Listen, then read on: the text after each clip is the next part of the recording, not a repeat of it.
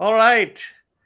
Hey, everyone. Welcome for our first session of Dev Elevate. And I'm really, really excited today because I'm hosting someone that I personally know. And I'm really, really thrilled because I keep reading his article, his blog. And I'm really honored to kind of present him in front of all of you so that you can learn from him. And I'm sure the session that we're going to have will be really great. Hey, Maxi, welcome. Welcome to the session. Hi, So hi Max, everyone. yeah, hi. Max is a content writer, blogger, and he's kind of taking us through basically a crucial aspects of technical writing. So without any further delay, I'll hand over to Maxi. Maxi, go ahead and first introduce yourself. Yeah, welcome everyone. Hi, I'm very glad to be here. I'm very thankful for this invitation. I know this is a big event, so I'm very happy Tapas has contact and his whole team. And I'm very glad to share some of the things I've been learning the last years. I will introduce myself, as Tapas said. My name is Maxi or Maximiliano Contieri. I'm currently in Argentina. I'm from Argentina. I live in Buenos Aires. I'm streaming from Buenos Aires. I've been working on the industry for about 30 years, and I also been teaching at local university, Universidad de Buenos Aires, for about 25 years. So I have both the contact from the academic way of doing things and the professional way, because I work for a big company. I work at Avatur currently. I'm usually write a lot about software. So before I start talking about content structure and technical writings, I would like to have to talk about uh, this guy. This guy, I don't know if you know Frederick Brooks. He is a pope of our industry, and this guy passed away yesterday, sadly.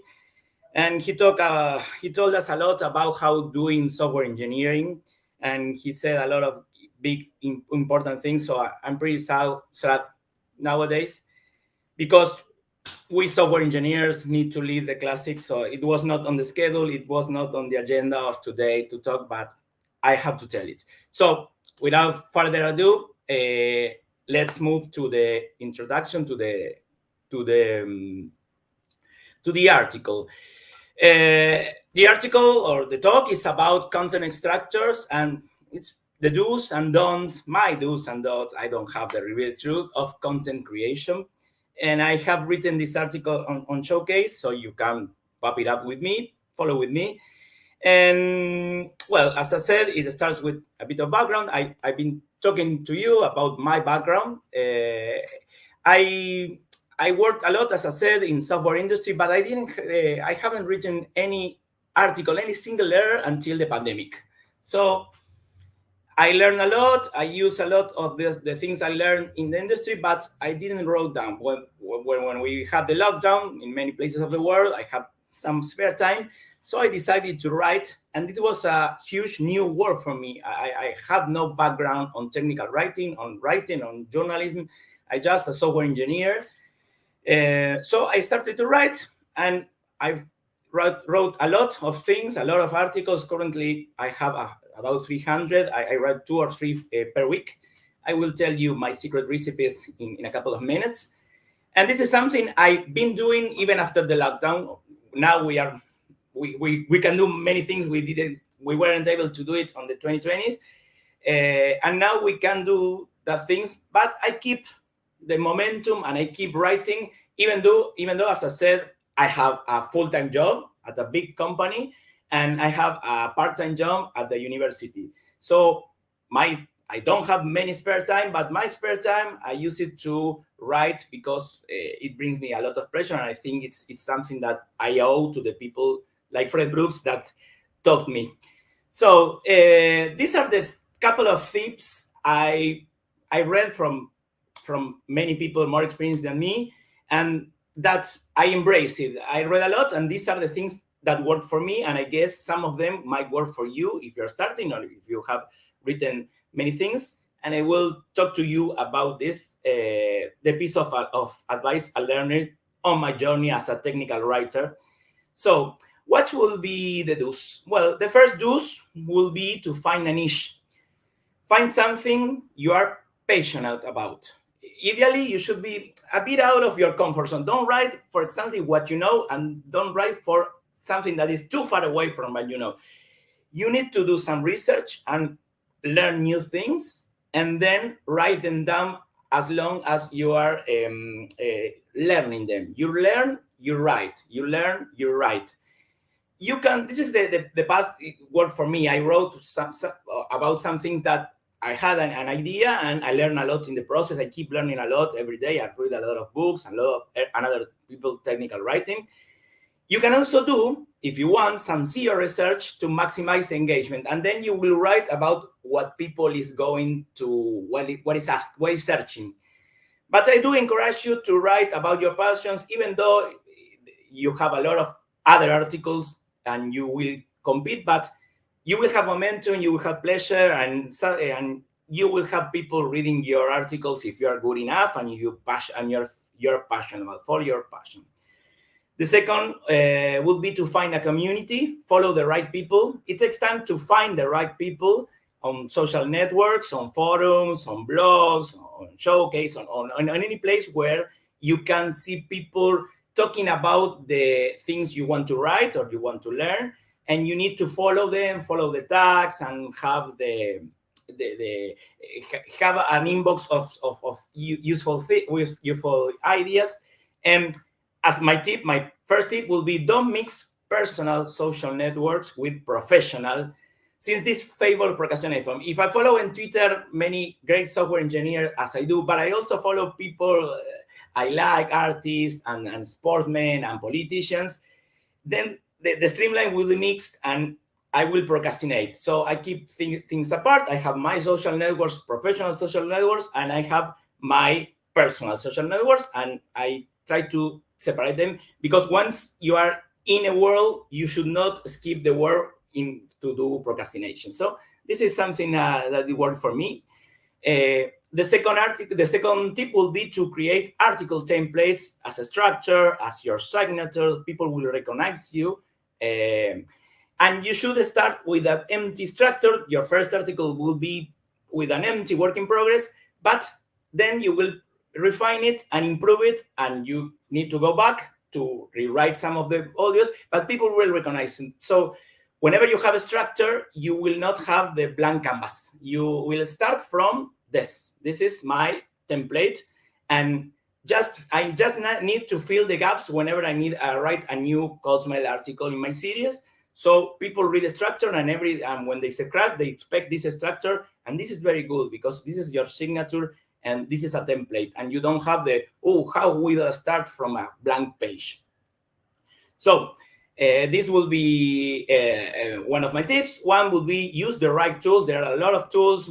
Most bloggers or most technical writers use the same tools. I will personally recommend Grammarly, as it is a very good grammar and complexity online, and has a corrector and has extensions, and the free version is okay if you want to start. If you want to be more professional, you will set up a subscription, but the free version is very good.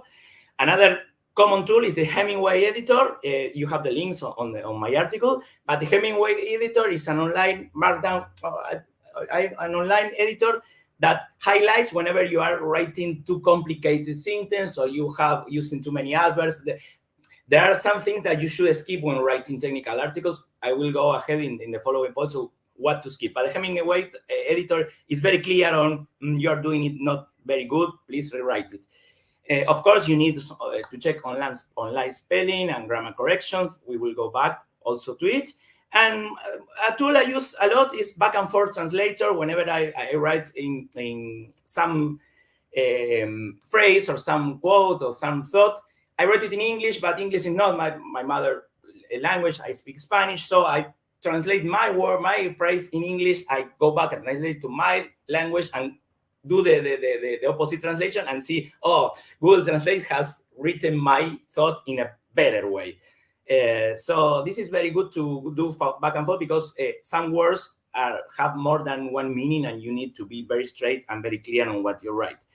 I also will plagiarism detectors to see if my text is not has been written before or someone has written something. But you shouldn't do cut and paste from other guys.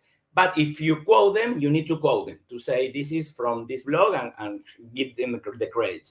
I've been using very much GPT-3 rewriting tools because GPT-3 is an amazing tool to rewrite and to change the language to a different audience. So whenever I write complex sentences, I go to GPT-3 and say, please rewrite it for a 5-year for a 10-year-old guy. So the words, the article is written, and I don't cut and paste it from the GPT, but I'm aware that some words that I should skip some of the words because they are too grandiloquent, too big. I also use OneSplash and Pixabay and many others to use media and illustrative. Remember that people read your title, your picture, and no other thing. So you need to address and you need to attract people from your picture. And if your picture was someone else did the picture, please credit him or her, as I do in my article.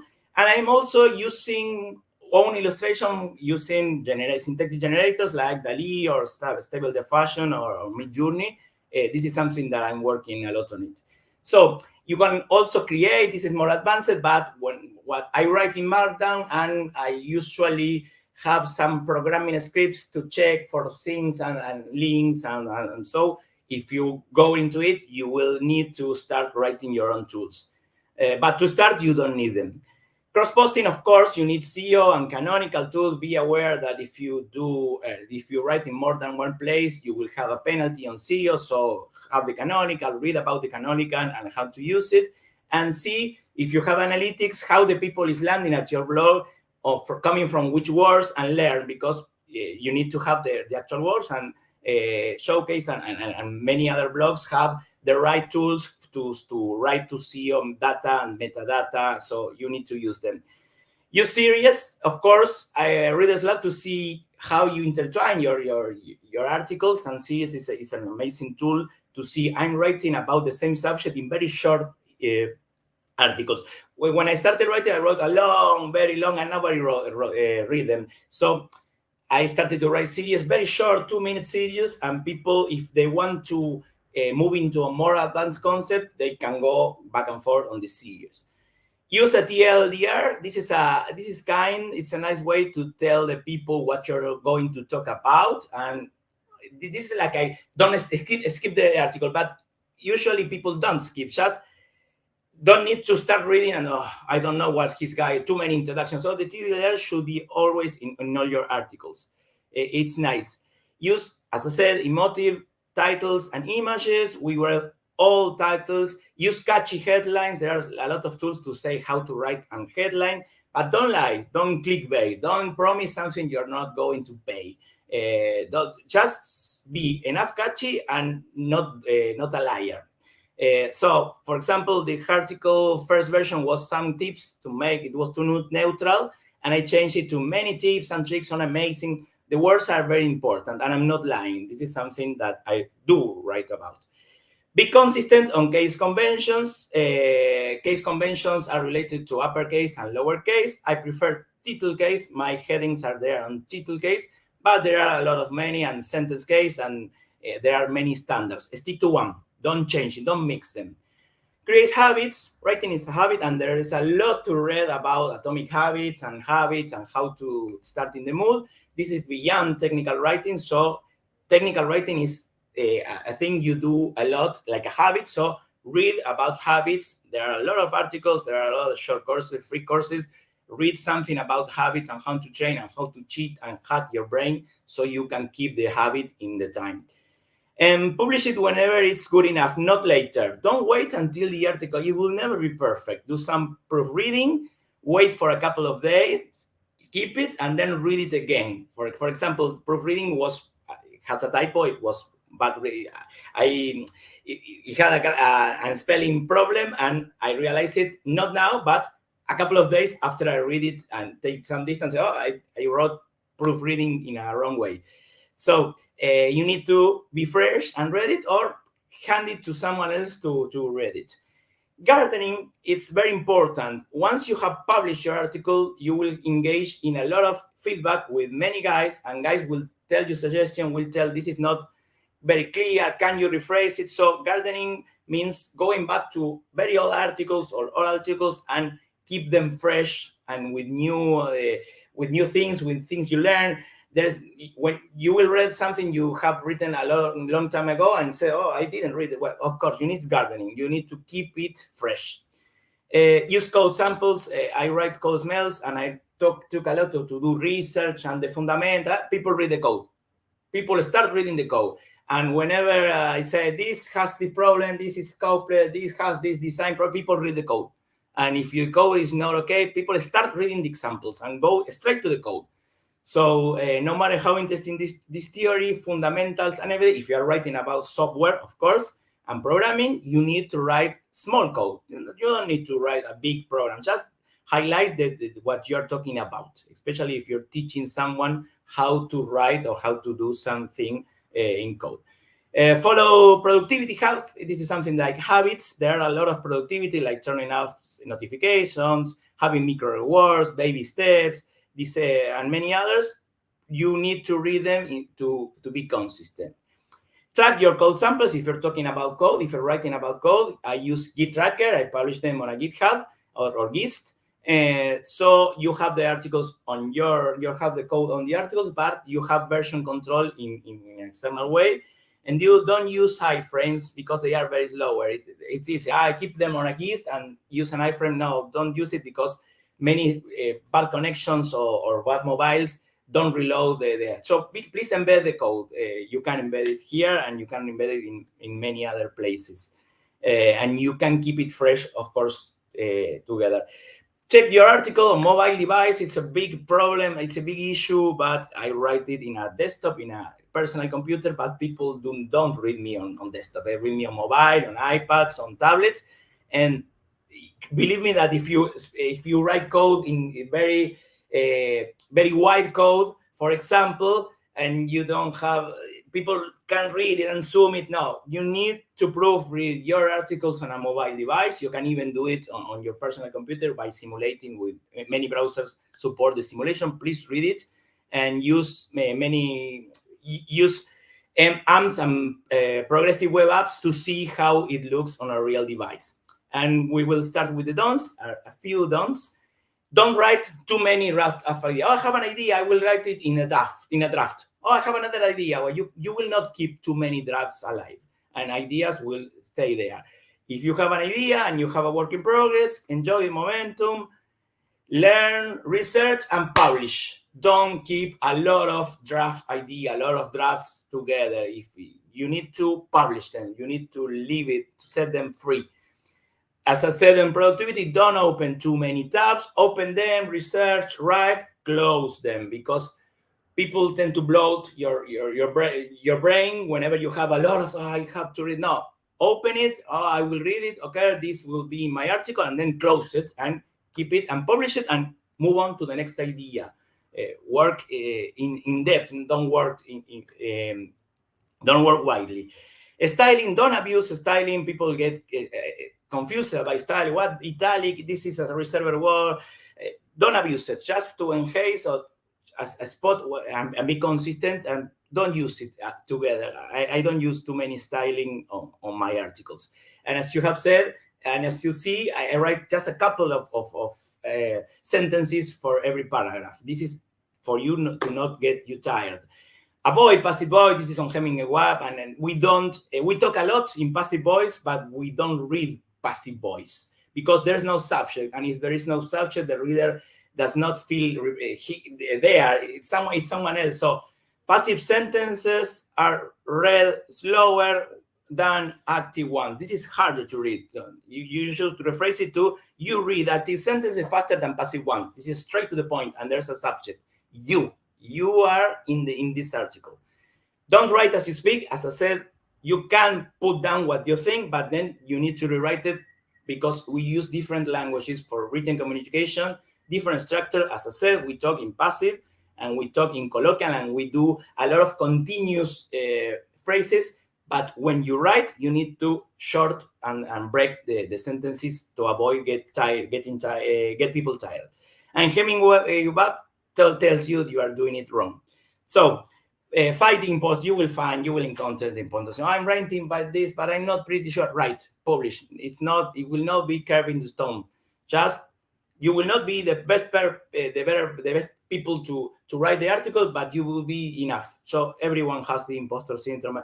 This is something that happens. I don't know if I can do. Yes, you can publish them. So no one is going to tell you you are an imposter. You know what you're talking about. And if they are talking, we will talk in a couple of paragraphs later. Fight perfectionism, because as I said, one perfect published article is better than 10,000 ideas. Publish.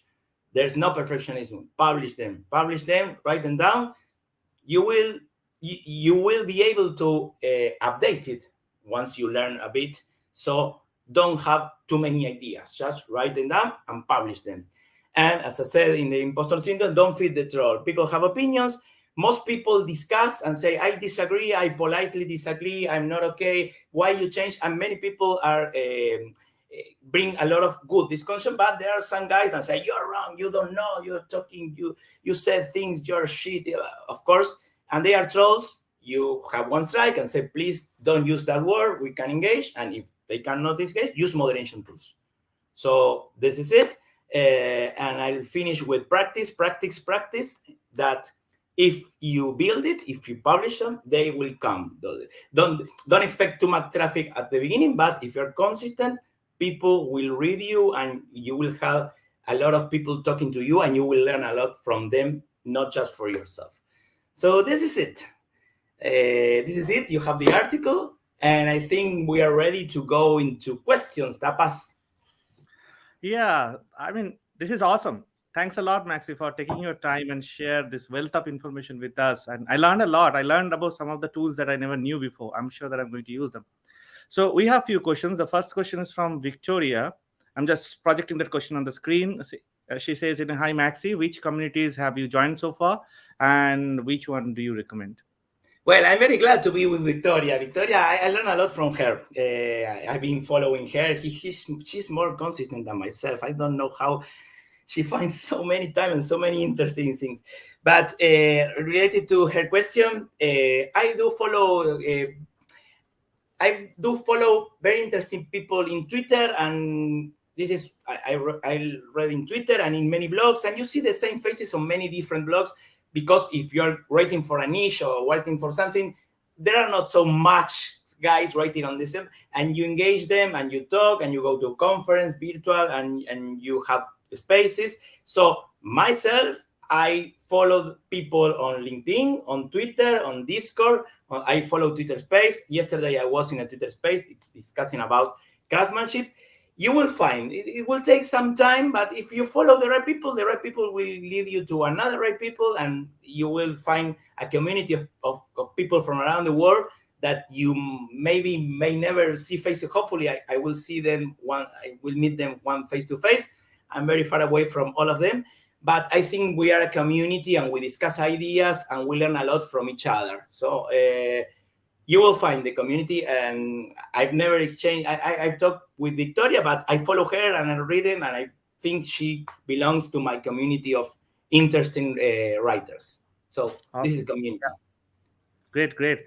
Thanks, Maxi, for clarifying that. In Showcase, also, we have a community for bloggers. There's a community called Blogging, which we want to focus on content writing and tips, tricks, and finding good articles. So, yeah, anybody watching and still not part of it, please join in. I'll go to the next question. I think next one is from Kaushal. He is kind of interested to know, have you published this article? Which one you just demonstrated? Oh, why did you find it? Yes, I did. I did it yesterday. It's showcase URL, and it's not a draft. It's I guess it's let me see if I can put my. I don't know how to put my. What we can do, basically, we will definitely put this article in the description of this video. It will be there in the YouTube and Showcase YouTube channel. Please subscribe and follow us on YouTube so that you can get the most recent updates that we put over there. So Maxi definitely will. You can put it in the public chat, and I'll also put it into the description of this video. Yeah. Okay. Yeah. All right. So Thanks, this is Kaushal. published, and I will keep posting about technical writing. So this is, yes, it's there. Great, great. Uh, there is a question from Jason, like, what are the main topics to get most traffic in your articles? This is related to code mails because I write a lot about code mails, and most people, when they heard about a code mail, they write the code mails are like patterns. They have non-names. So whenever I write of something that usually some other guy has written, I use the same name for the code mail. I don't invent my own. And whenever people writes about I don't know, bloaters or singletons or whatever is a code mail, they Google it, and I'm at the first page, not the first place, but the first page, and people land there, and I have a strong opinions on bugs and of is statements and null objects and null and null, and so people usually land there whenever they say, "Oh, this guy is talking against null. Why null is what?" So this is where my most controversial articles are the more traffic I get. I'm not saying you to write controversial things, just write what you think, but I didn't think about SEO whenever I wrote them. It was just happened. It was a good article and with a lot of things, and people came to it. But this is personal. This is my research. You should use your own. You should read your analytics and see. But it will not be a goal to have a lot of traffic from the start because it takes time. So just write what you're passionate about, and if you write with good titles and good contents and engage in the community, you will have fun in the traffic. It seems like something that everyone says, oh, it's easy. Just write and wait. It took me about 3 years to have some traffic. I don't have too much traffic also. So if traffic is your goal, you should use keyword search and many tools, but I think we are not looking for that. We are looking to learn. We need to learn, not to get so much traffic. Yeah, I'll just add to that only thing that can bring traffic, without spending any penny is consistency. If you consistently write, you will get traffic. Yeah, There is. Google knows about it. Google knows about your consistency. Yes, Yes, yes, of course. exactly. I'll move to the next question that Kaushal asked. I'm sure that both of us probably face the same thing, that being a non-English speaker, how do you, overcome the challenge of writing in English? It's pretty hard. I don't know if you understand my English. Of course, English is not my word. And whenever I read my first article, I said, oh, my school teacher of English will kick me. This takes time, and this takes tools. Grammarly is a great tool. Hemingway is a good tool.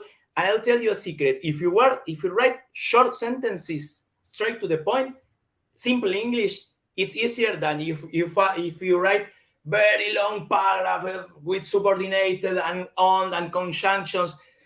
It's more difficult. So straight to the point is easier to translate, to understand, and to communicate between people that don't speak English as their native language. So if I write a big paragraph and you don't speak English as your paragraph, we will not understand each other. But if I write short sentences, you will understand me and you can exchange it to me. So my tip would be to be aware, to learn more English, and don't to be too pretentious, too big. Don't try to write. Don't try to be Hemingway. Don't try to be Shakespeare. Just write the content straight to the point. We are writing technical writing. We are not doing prose. We are not writing a novel. And this is something that you need to set up. I wouldn't be able to write a novel in English because I don't know English. So just lower your target. Maxi, do you have any tips for the SEO? When I started writing, I looked a lot. I used keyword searches, and I wanted to trick searchers. Now, I don't. If you write, they will come, and they will come in in unusual places. You write 10 articles and say, yesterday I wrote about a hack on the exchange. On this article will be a smash, and nobody reads it. And then one day you write a very small article on why not to use setters, and you have a peak, and you don't know. So Don't look it for a goal unless you want to earn much money. And I'm not the right people to tell you about it. Don't. It's not a goal to do search. It's consistency. It might be or something. Oh, this guy is also there. Yes, it's the truth. I don't. I cannot understand sometimes why many articles have more SEO and more impact and more analytics than others. So I just say I bring this and people read one of these and the Yeah, bookshelf. Yeah, agree with that. Next one is a bit tricky. Would you really recommend using AI writers? yeah, definitely. Not to write them because they are not writers, but to help you. They are copilots, they are helpers, they are assistants. They do not write. If you said, go to GPT and write an article about content structure, about do and don'ts, I guess this article will be messy, will be big. Messy is with mess, not my national player. But it will not be a good article because the sources of the training of those tools are not very good, and most things the artificial intelligence things says are not accurate, and you can Google and say, oh, where did this came from? So I would not recommend to write them, but I do them a lot to rephrase it, to translate, and I use them to translate code. In my Code Mill series, I use about 25 or 30 programming languages. You want to know a secret? I know two programming languages. But what I do is I write in one of my programming languages and I ask the OpenAI or the GPT-3s to translate to another language so I reach to more people. Because if I write my code smells in the same language, the people say, this language, this is JavaScript. Of course, code smells are for JavaScript. No, code smells are for programming. So yesterday I wrote about Kotlin. I don't know a word on Kotlin. So I use the AI rewriter. I use the Kotlin. I go to a replit. I run the code and I say, oh, I wrote Kotlin. And they are helpers and we are centaurs. We talk, we are centaurs. We are not smarter than machine. Machines are not smarter than us. We are a couple. We are centaurs. This is a concept. And so I definitely use a lot of AI to help me, not to write. Great. I think the next question is on the same line, right? What are the tools that you use? I think you mentioned a couple of them already. But if you have anything else to mention, please go ahead. And maybe what we can do, we can put certain links in the description of this video again, so that anybody reaching out, they will be able to kind of utilize that. Yeah, Right? some of the links are because I said you do cross linking on the article itself. I didn't mention, but you see there was an hyperlink. So follow them and start them and use your own. Don't use mine. Mine is a start, but learn your own or learn from other guys that use the same or different tools. But some of the tools are as hyperlinks on the article. Great. Is it a good idea to write on a topic which has already been written? Yes, of course. Yes. Why not? Because someone else wrote it. No, you will write your own and you will learn a lot on the process. So don't be afraid of writing of someone else. I usually read an article of something new I didn't know because, for example, blockchain. I don't know much about blockchains. And I learned blockchain. This is great. So the next thing I do is I put it away and try to write my own. And my own article will be not as good as the expert one. But maybe I can help other people to go in my way, and in the process I learn a lot. So of course don't watch it. There's not everything written, and there's room for everyone. So even though you see a lot of people writing, you will have a new fresh point of view of many things. I wrote of very basic programming things. They have been written a lot of things that I do write, but people say, oh, your point of view is good. So don't be afraid. If you see 10,000 articles on how to use React, use and write your own and say 10,001, because your own will be good and people would say thank you very much. Yeah, and everybody is unique. Their style will be always unique. So of writing. Yeah, So yeah, why not? yes. So what are the blogs and writers that you follow? Oh, I follow. At the beginning, I followed just technical, just the guys I agreed with in software engineer terms, and then I started to make. I think, oh, we are talking about the same. and I started to follow big guys, very good authors, and poets and people that write books. And then I started reading bloggers, even though I don't consume their content, but I like their style of writings. So I will not name many of them, but I follow people that write, and I do love how she writes. And I say, oh, I learn something new, and I get out of my comfort zone to read just from the guys or the ladies that the content is something that I like. I expanding my knowledge to fresh new ideas, and this is, as I said, because I was writing about blockchain and I wasn't aware. I reading about front end because I don't know much about front end, so I follow front end people so I can write about front end because I usually I'm a back end guy, and this is opening my mind. This is open. So if your question was related to names, I follow LinkedIn. I follow people talking about agile. I follow Dave Farley, and I follow Ken Beck and the Popes and many other software engineers I admire. And when I have the easy follow, whenever I'm in showcase, I say, "Oh, this guy follow and follow." And if it writes a lot of articles I don't mess, I unfollow. But this is not happen. This is just not happen. And whenever I go to my feed, I say, "Oh, this guy is interesting. I was following him. Oh, yeah." So easy follow, and broaden. Do not follow just the guys, the people that write what you think. Follow clever people and smart people because we can learn from everyone. Right, right, very true. Um, what do you think about this question? Who is better?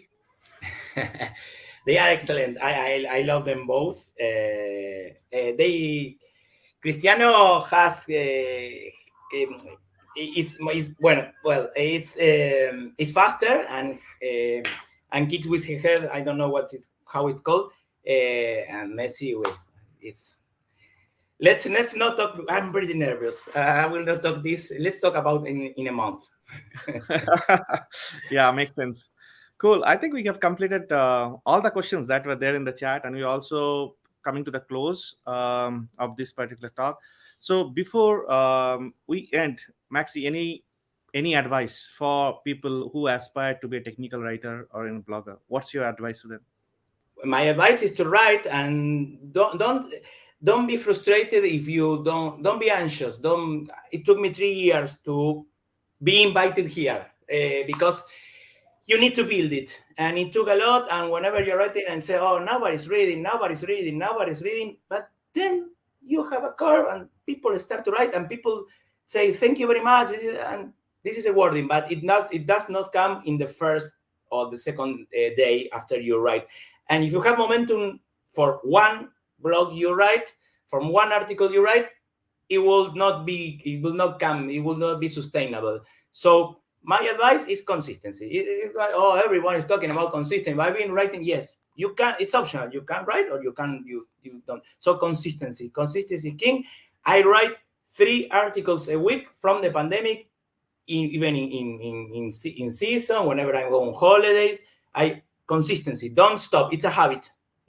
And you need to be consistent if you believe in it. If you don't believe it, you can do consistently other things. 100% to that. All right, Maxi. Please share your showcase profile because people were. I'm getting questions like they're looking to I don't find. know if I still following my yeah. Yeah, that's the one. This is That's the my one. profile, and I will be. You can watch that. I'm been writing a lot of shows, and I have my own series, and I've been writing 2 minutes, 3 minutes, 5 minutes, 2 minutes, 7 minutes, very short articles consistently. And you can read them, and please do engage. I read all the comments, I reply, and I learn, and I keep gardening them. So even though I wrote it about a couple of months ago, if you say something new, I will add it to the blog, and I will thank you for doing so. So please follow me. Definitely, and he is definitely one person that you should follow. He's at his Code Smell series is so cool. I've learned a lot from that. Maxi, do you have time to take one more question, one more Yeah, last question? yeah, sure. Why So not? yeah, there is a question from Arnab. Like sometimes I don't have any idea to write an article on. Do you feel the same? Yeah, this is something that happened me at the beginning. I start the pandemic like everyone with euphoria and say, "Oh, I have that to write," and have my own backlog. And this momentum lasted a couple of months, and then I said, "Oh, I don't know much to write about." So I started to read, and I started to write about what was reading. And when you have community, community sends you the things to write. I write about cold smells, and I get about 3 or 4 cold smells every day on many places and Twitter. And people say, "Oh, I had someone in my work has written this. Do you think it's a cold smell?" Yeah, we obfuscate it, we ask for permission, we rewrite it in a simpler way and publish it. So content comes to me. It's easy after you had some consistency, but you need the consistency. So yes, okay, this guy is talking to me about writing, but I have the blank canvas. What did you do yesterday? Write about what you learned, and someone will learn from what you did yesterday. There is no room for, "Oh, but I'm starting, I'm a junior, I'm just beginning." Someone will read you. So write what you're passionate. And even though no one reads you, writing it down will clear your ideas. So write it and wait. Consistency makes the waiting into a flood of ideas. But yes, of course, sometimes I don't know how to write, and then I go to my inbox and say, "Oh, let's choose one of them," and I write about it. Thank you for answering that. I see there is one more question popped in. Yeah, Uh, why not? is writing blogs the same as just writing a tweet or maybe a thread on Twitter and things like that? We see Yeah, are the same. TLR can be a tweet. In fact, when I publish an article on Write, I usually do the TLR, and when I use it as a subtitle, sorry for that. It's actually my TLR, but you can do it together. But if people likes what you're telling, needs to read the full article, because this is an idea, but you don't know why I'm saying that object or functions need too many arguments. And yes, it's an idea, but I'm not convincing you with this. I'm not telling you do this. I'm telling you, if you do this, you have these problems, you have this solution. Let's check out the code. Let's see. And this is so I wouldn't put this in a wall tweet. I can't do it in a thread, in fact. But once it's a TLDR, I introduce you. I will tell you what I'm going to talk about. This is on Twitter. And then I can send you a link so you can see why I'm telling you and what are the consequences and the conclusions. And you can learn a little deeper. And if you want to learn more, you read books. So you have tweets, you have articles, you have books or courses. Okay? Awesome. I think we learned a lot. We learned a lot today. So I think we also crossed the time that where we wanted to end. But before we end, thank you very much, Maxi, and please keep answering the questions that will be coming in on your way. And people, if you're not able to take more questions, and if you still have, please go ahead and ask your questions on this particular YouTube video that we'll be publishing. You can always ask there, and we'll make sure that we'll get back to you with the answers. Also join Showcase, join the blogging community. That's where we can also discuss things out, much more asynchronously. I would like to announce the next talk that's coming in a couple of days on 21st. So if you are in technical writing, or if you're reading kind of articles and things like that, you probably know Victoria Lowe. She is one of the most consistent writer that I have ever known. And it will be my privilege to kind of talk to Victoria and know from her perspective of technical writing, and chit chat and kind of getting together to get into the multifolds of how the writing is for all of us. So stay tuned to that, and take a great care of yourself, and please subscribe to our YouTube channel. And thanks a lot. Okay, Maxi, thanks again. See you. Catch you. Bye bye. Thank Catch you. you. Catch you. Bye everyone.